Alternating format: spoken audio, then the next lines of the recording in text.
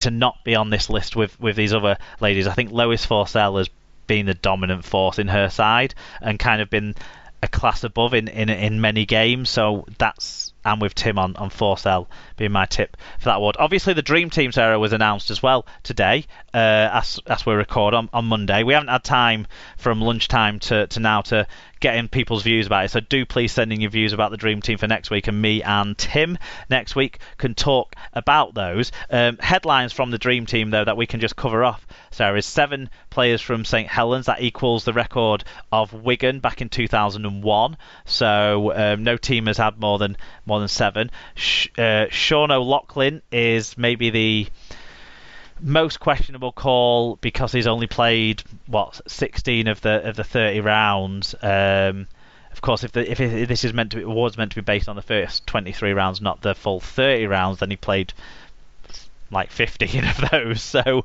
a bit more of a sample size there. But loose forward's a hard position to pick because he's the last real loose forward, isn't he? Yeah. Which gives him an advantage because he's so damn good, and he's the last one of that sort of romantic image of the ball playing loose forward, maybe. Yeah.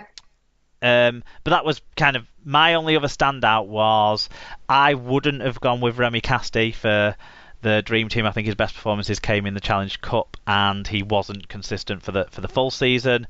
And I might have been looking elsewhere in a couple of other positions, but I've got no real qualms with the team overall. Do you have any to pull out?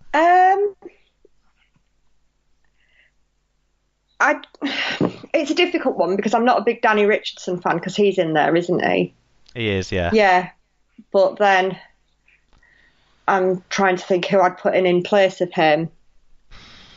Stats say Richie Myler, but come on. Yeah.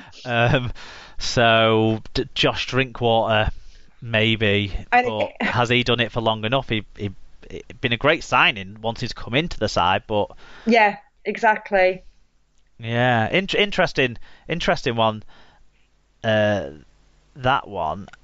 That'd be my biggest sort of question mark, I think, for me. Yeah. But yeah. Right. Okay. That's fine. Tommy Makinson on the wing, right? His try production is behind a lot of other players, including Regan Grace is the same side as him. Liam Marshall, who had a phenomenal strike rate from Wigan. Joe Burgess didn't play a lot of the season at all, but had a 100% strike rate when he did play. Yeah. And going up, Ben Jones Bishop. Who else had a better try record than him? Josh Charnley, Tom Lynham. So, but I think Makinson's possibly been put in there because of splash plays rather than for all-round performance, sort of what you expect from your wingers. But I don't challenge it too heavily. But they were the sort of biggest. That was one of the other question mark ones. But just because of try production from wingers, I think is important. But I think there's value in what else wingers do as well. And Tom Davies at Wigan's another man who shows that value. So I certainly would be backing Tom Davies. So you have to back Tommy Makinson too for those other things. Shall we move on? Yes. Okay. Do you want to take us through the next story then? Well, this really surprising news. Yeah, shocked. St Helens fullback Ben Barber will join NRL side North Queensland Cowboys at the end of the season. Chairman Eamon McManus said Saints had obtained an acceptable transfer fee for Barber and would be announcing a new signing from the NRL in due course. Barber, who's 29, joined in 2017 after a spell with French Union side Toulon. You're bored of the story. It's been around for that long. Carsten said, as a Cowboys member, I have to say I don't like it. He had enough chances in the NRL and blew them.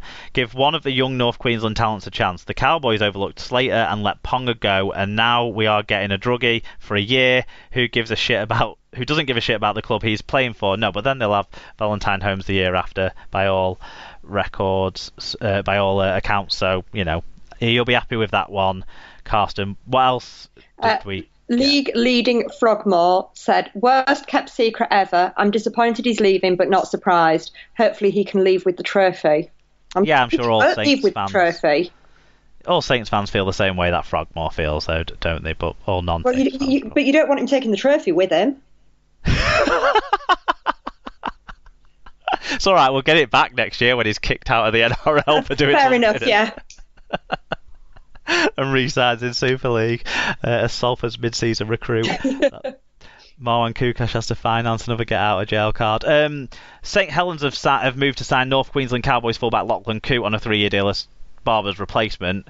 The 28-year-old will replace departing fullback Ben Barber, who is heading in the opposite direction to join the Cowboys. Coote, who was born in Australia, though, he has 3 caps for Scotland, having made his debut in 2016. He was the starting fullback for the Cowboys' 2015 Grand Final success. I think it's a very good replacement, and actually, I think his NRL career was on the slide. That spell at the Cowboys was a real highlight point for him in his NRL career, because he'd had a couple of injuries whenever he looked like he was going to break through before then. So I actually think he might do more of the 3-year deal than not. Yeah. So, and it might mean he's more available for Scotland. You never know. Yep, handier to get to. So, yeah, get some Scotland mid-season internationals in now. You've got a bit of star power in the country. Okay, do you want to tell us this one that also came as no real surprise? Just maybe slightly sooner than we were anticipating. Yes. Zach Hardaker has been charged with drink driving. The Wigan Warriors and England fullback has also been charged with driving while uninsured and driving without a valid MOT after being arrested on Tuesday in Pontefract, West Yorkshire. The club said he was cooperating with the police and it would allow the legal process to take its course. He will appear in court on the 11th of October. More Zach Hardaker Grand Final week drama. Yep. So this is, come after he just had an interview in Rugby League World magazine where he said, I really feel like I'm a stronger person that will go about things in a different way now. He also talked about not going out with his Ponty mates and all that, and it turns out it's full of shit. Yep. So we got loads of people getting in touch, more than any other news story. So do you want to take us through the first one? Yep. So Paul O'Brien said, will he ever learn? Probably not. Made a massive error and was banned from the sport, and in Wigan he has found a club that is willing to give him a second chance. But what was he thinking? Drink driving, no insurance and no MOT. The lad obviously still needs help, but will Wigan stick by him? Desert Badger says, some people just cannot save themselves. Zach is wasting his talent by making bad decisions. I'm really sad. I was looking forward as a Wigan supporter to Zach repaying people's faith in him. It will take an exceptional season for him to keep his position in the team. Carson says, just one word, idiot. Get him out of the game. He had enough chances. That's 10 words. Mark Butler, I don't wish to provoke a rant, but there's a part of me laughing at Wigan for this. I don't really have an alternative solution, but it didn't sit well with me that they could pick Hardaker up just like that when Castleford wrote off that asset after he got banned. It was just so easy for him to pick up the pieces pretty much straight after being banned. Maybe that's the problem. Not sure he'll ever learn. Tom Andrews at Tom_HKR says, an idiot who doesn't deserve the luxury of being a professional sportsman for a living. Sure, 90% of the planet would kill to be in his position. Assault, drugs, and now drink driving. Hope the book gets thrown at him and I don't hear his name again. Frogmore says, something leopard, something changing his spots. Once a gobshite, always a gobshite. John Hamilton said, I thought a 4-year deal was a gamble, but expected him to play at least a match before getting into trouble. It seems like he can't deal with the pressure and expectation put on him when involved in top-level RL. Despite clearly needing lots more help, it's tough not to feel annoyed that we might not get to see the thrilling Zach Hardaker of 2015 and 17 again. Sad to see so much wasted potential. Phil Dransfield says, how many chances is this guy going to get? As a rugby league professional, he should be a role model, not getting more chances just because he's a good player. He's a disgrace to the sport. And Tim G says, sorry kid, but you've burnt your last bridge. He needs help, and as a game, we need to make sure he gets it. But right now, the spotlight of Super League isn't the place for him. Yeah, I mean, there's a huge part of me that buys into a lot of the stuff around the recreational drug use that saw him banned from the game for a season, and the reasoning behind that, and I have a great deal of sympathy there. I think the guy has obviously struggled with lots of stuff, and that has played a part in those sorts of decisions. This one for me sits in a different section. This is someone who has no regard for other people. This wasn't about him. This wasn't about his problems, his demons, because it's the whole package. The drink driving part might be about him and his problems and his demons, but there's an irresponsibility there with the lack of insurance, lack of MOT. Obviously, he was pissed when he's done this, but we don't know how much he's been driving around in this circumstance anyway. And he's not been, flush with cash this year. He's been working on a building site and stuff like that, and he's been having to pay his legal bills and going through moving and difficult stuff. So maybe he's just thought not to. I don't know. It doesn't make it just. There's not going to be a rant from me in particular. I'm really disappointed. I feel let down because he's not, like people are saying, he's not even got into his first game in a Wigan Warriors shirt. And more to the point, really, I think the club are lumbered with him because there's no chance that we're going to go out and sign a player of his playing ability to replace him ahead of next year. And to be competitive on the field, I think with the outgoings that Wigan have got, Zach Hardacre is essential to that, and this is the kind of bloke you don't want around the club. I agree. Help him deal with the stuff he's had to deal with, because he's had to deal with, reputedly some awful stuff. But how can you help someone who doesn't give a shit? Yeah. I just feel gutted. The people talking about the wasted potential, Sarah.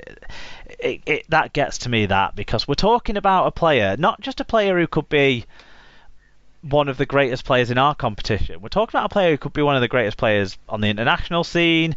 I'm certain if Zach Hardacre, with his head screwed on correctly, could absolutely storm it in the NRL. Sorry. So we're talking about potentially one of the best players in the world, and he doesn't give a shit. He doesn't give a shit. He doesn't give a shit about Wigan. He doesn't give a shit about other road users. He probably doesn't give too much of a shit about himself, which is really sad too. But it's just all really sad, Sarah. It just upsets me now, this. Yep. Gutted with it all. But we're going to be stuck with him. Do you have anything to... He's just a complete fool, isn't he? He had that time, and presumably Wigan would have put stuff in place to give him the support that,